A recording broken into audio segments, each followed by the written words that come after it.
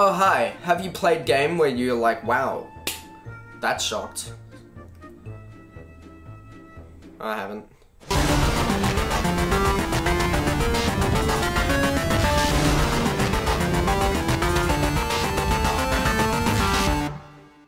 Spoilers for Halo 4 incoming. So skip it if yeah. Click.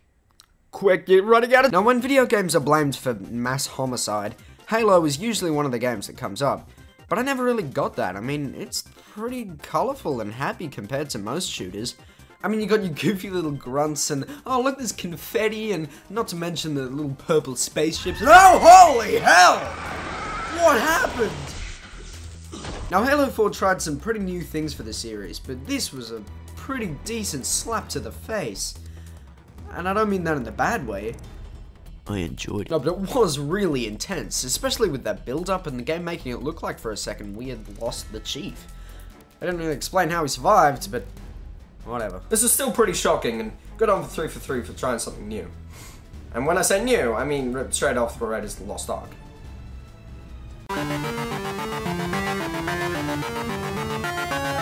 Ni no Kuni. Now this one happens in the very first cutscene, so it's not much of a spoiler, but it is super sad, so you might want to click the link anyway. It's there if you want it. If not, let's go, woo! Shit. So Studio Ghibli is a Japanese company that's made a hell of a lot of movies, and they're usually really good, and also kind of dark. So of course, with its first entry into the video game industry, they immediately murder your mother, which instantly makes you question why on earth you thought buying a Ghibli game would be a good idea. But luckily, the game's really good, other than the difficulty spikes, but I'm not even gonna go there. Back to the mother dying. Turns out she's not really dead. She's just kind of dead because her spiritual equal was trapped, so when she's freed, she comes back to life. How about that? Isn't that handy to motivate the protagonist? Yep, that's all there's. Actually, it's kind of funny how when he's grieving— oh, that's not a good way to start a sentence. It's funny how when Oliver first meets the magical king of the fairies, Drippy, Ollie doesn't seem to give a shit until he's told he is the chosen one who must save their world from destruction, at which point he still doesn't give a shit. But luckily, the only way to bring his mum back is to go to their world and whoop ass anyway, so Drippy just goes along with it, and that's how the game starts. So good thing his mum died. Batman Arkham City. God, what an amazing game. Oh, Rocksteady really hit the nail on the head with Arkham Asylum, and then expanded on that so perfectly in Arkham City. They took what was so great about the first one and expanded on it with exploration this time, and oh my god, am I a fool for free roamers. Hippity hoppity hop. I mean, Arkham City makes you really feel like Batman. So does the first, you know, Arkham Origins, let's not go there. But Arkham City, okay, it makes you feel like Batman. Legitimately, just flying around makes you feel so fucking cool. And then you're beating up the bad guys. They perfected the combat system and 3D fighting games. And then there's the stealth system, oh my god. And then the story. Bippity boppity boop, the story. Okay, now I'm gonna start talking spoilers, so skip, you don't want to know the end, you better skip it right now. Okie doke, now I'm gonna talk about the ending. Now, Arkham City's ending. Okay, Arkham Asylum maybe didn't have the most satisfying ending, but it definitely led on to great things. As after Joker took the Titan stuff, you know, that led to him having the disease, and then Batman got it somehow, and then hippity hoppity who they're looking for the cure, and then at the end, ooh, the end. I don't know, like, I don't know what I was expecting, but it certainly wasn't Talia impaling Joker, and him dying, and then it not being Joker, and Talia being shot, and then fighting Clayface with a sword. Alright, maybe you didn't like Arkham Asylum's ending because it was just fighting, but this, you got to fight Clayface with a sword. You're Batman with a sword. That's about the best thing that can happen.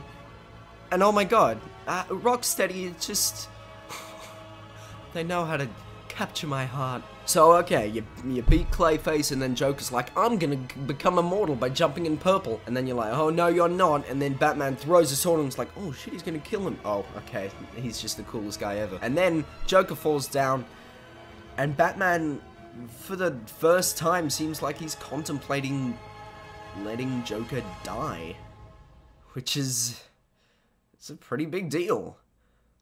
I mean, obviously you know that Batman doesn't kill, but he's facing the fact that letting him live has no benefit, really.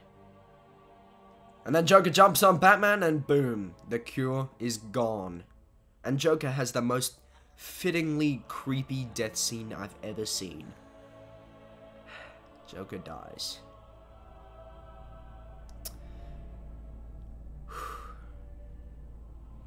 This was certainly a silence-provoking ending. That shot of Batman walking out with Joker in his arms, What the hell happened in there? I don't know what to say. I mean... and the henchman and Harley's reaction, and then just everyone backing off from Batman. They could have tried to take him down right there and then, but they felt the impact. Oh man, what a graceful ending. I don't know how Rocksteady's gonna top that one, because it was mind-rattling. It was just incredibly powerful. And the cherry on top to one of the best games I've ever played. Do you want to know something funny? Even after everything you've done, I would have saved you. You know, that actually is pretty funny.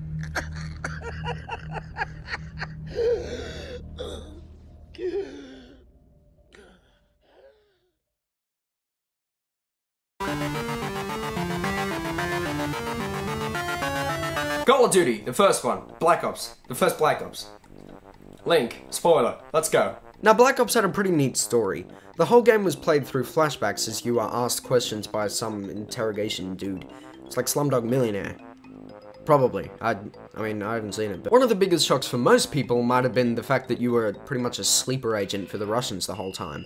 But one thing I found a lot cooler than that was the fact that Reznov, the best character in the game, didn't exist.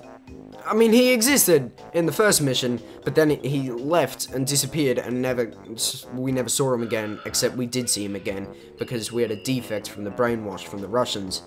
So that's just so cool to me. Reznov said they killed more people than I could count. Listen to me carefully, Mason. Reznov's not who you think he is. He's my friend! It was cool having these moments that were weird, but you didn't know why, and you just kept playing, and then you looked back and you were like, oh, because I was talking to myself, that's why that guy thought I was crazy. That makes sense now. Ah, it's just cool, and I like it. Good job, Treyarch, on that front. Now about Reznov, there's a lot of things to like about him, but one specific thing I definitely like is his method of breaking out of prison. He rounds up all the convicts and somehow gets them to yell their plan as a chorus. This is step one! Secure the keys! Like, what a completely unnecessary addition. Step two! Ascend from darkness! It's so ridiculous, it might as well be a goddamn musical. I mean, it's crazy. What? We finish each other's sandwiches. That's what I was gonna say. I never met someone who thinks so much like me. Jinx! Jinx again! Our mental synchronization can have but one explanation. You and I were meant to break free. Say goodbye. Say goodbye to the pain of the past. We don't have to feel it anymore. Prison's an open door. Prison's an open door. Life could be so much more with you, with you, with you, with you. Prison's an open door. Can I say something crazy? Yeah, sure. You're gonna make it. I'm not. I'm a stay. Bon voyage. Wait, what? Hey, come on, that's not even Russian! Where are you going? No! The fucking numbers! It's a broadcast, Mason. Oh, shut up, you two.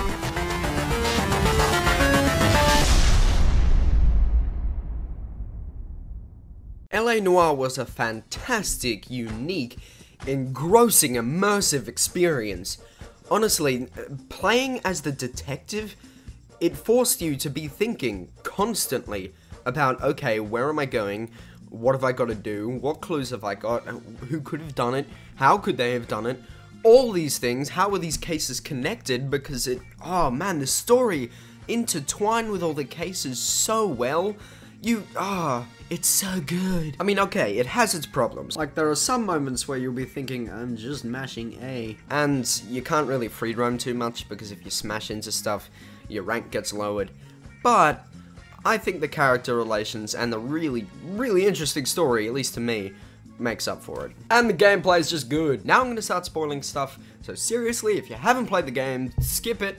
I guess that's just the end for you, but just play it and come back and then you'll know, because it's good. Well. Now, as much fun as I had with the game, some parts of the plot were just what the fuck. Like at the beginning of the final quarter, your character, Cole Phelps, just goes ahead and cheats on his wife. Seriously, at one point, with no rhyme or reason, he just goes and sleeps with this waiter or this singer or what's her name? Oh, great. And it's such a shame, because before this, he was such a good character. He was honest, he was humble, he did what he did for the right reasons, he was passionate about his job, and then he just goes and fucks it all up. He goes from this... It's not enough to just survive, Elsa. You have to try and make the world a better place. ...to banging this singer in the exact same day? What went through his head?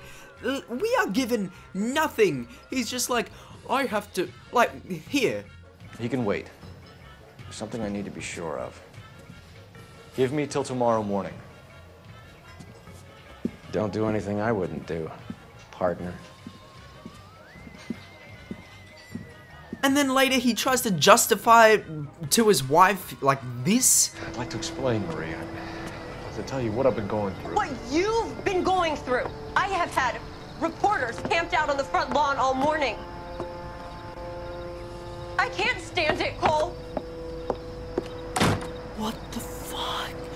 What does that mean? And then we have a cutscene where we're getting in trouble for doing it, and I guess we're supposed to be like, oh man, maybe he shouldn't have done it. But of course he shouldn't have done it. Why would he have done it? The whole time we're just agreeing with the other characters going, yeah, Cole, you idiot, why did you do that? That was the stupidest decision of your career.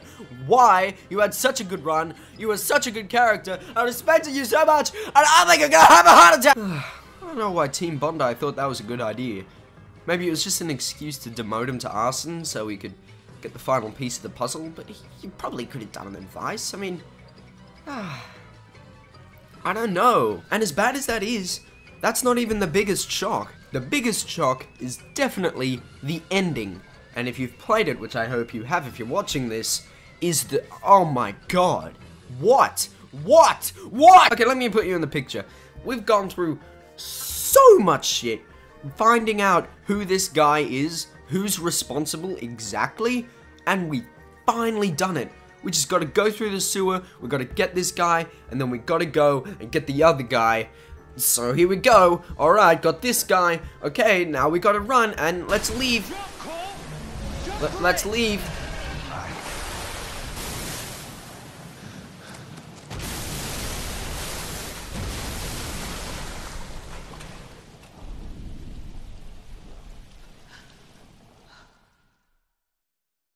Why? Why did you do that? Cole. Team Bondi. Why did this happen? Why would you do that? It was so good. It's not even emotional. Maybe if it was a sacrifice or something, it would have done something, but he could have just jumped. Look, there was the whole thing about him being a war hero, but accidentally ordering the guys to burn out the hospital. Maybe if there was a guilt thing and then he just decided he'd commit suicide, okay, maybe that would be sort of a way to go that would be emotional. But this was just like, oh, dang it. Pfft, why? Who thought that was a good idea? He just dies. And that's it. That's the end of the game. We hear no more of the case. We don't get to close the case as Jack Kelso or anything. It just ends. The funeral's even worse because you realize that because of him cheating on his wife, no one likes him anymore. So no one even shows up, and the few people that are there are like, oh, fucking hell. It's just... God damn it! I don't understand! What am I missing? Sorry guys, looks like we ran out of money. Just kidding. No, I'm not. You know, I originally thought, oh, maybe there'll just be a sequel, or even just DLC saying, haha, it's just water, he's okay. But Team Bondi's shut down, so, I mean, unless Rockstar makes another one, which I'd love, but I don't think this is gonna happen, because, why did... I'm so confused! You know, I never really solved the case of the fucked up ending. But what was there to solve, really? That ending, it took life out of me. It took life out of the game. There was nowhere to go. Nothing to do. That was it. All the DLC was midquels, rather than savequels. You know, the wiki said that it was meant to depict the theme of lack of forgiveness and lack of redemption. The irony. They were meant to be saying that Cole could never really have a happy ending. And in some ways they're right. But in other ways, he could have just fucking jumped. Hey there! Thanks for watching! Oh, it's so great. So, the video's over. You were once again free. You have your own will, so you can like and subscribe, or you could not, and then you could tumble, or you could Twitter, and then you could also not do either. And you could even tell me what you thought. That'd be neato. Then I could be like, oh, that's what you thought. What an interesting perception. You could also be like, hey, I think I have a friend who would also like to make fun of this guy. Let's send the video to him, and then we can both laugh at him. And that'd just be great. Subscribe.